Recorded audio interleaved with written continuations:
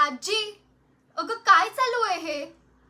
मी तुला याआधी सांगितलेलं की माझ्या लग्नाचा विषय काढायचा नाही.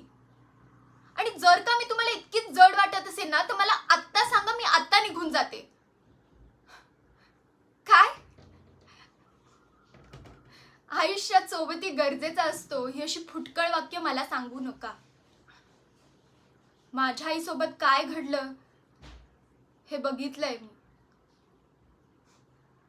व्यसन आणि सोबती एकाच नाण्याच्या दोन बाजू आहेत माझ्यासाठी. दोन्ही गोष्टी तुमचं आयुष्य उद्ध्वस्त करू शकतात. आणि फन फॅक्ट माहितीये काय? आपलं आयुष्य उद्ध्वस्त होतंय हे आपल्याला कळून सुद्धा आपण स्वतःला रोखू शकत नाही. उलट अजून व्यसनाधीन होऊन जातो. आणि प्रॉब्लेम हा आहे की हा त्रास फक्त आपल्यापुरता मर्यादित नाही राहत. आजूबाजूच्या इतरांना सुद्धा त्याचा त्रास होतो.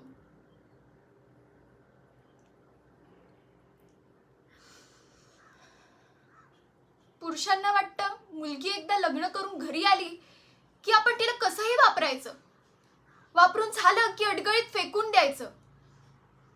एका अर्थाने ना मुलीसाठी तयार केलेलं बंधन आहे हे, ज्याला तुम्ही लग्न म्हणता.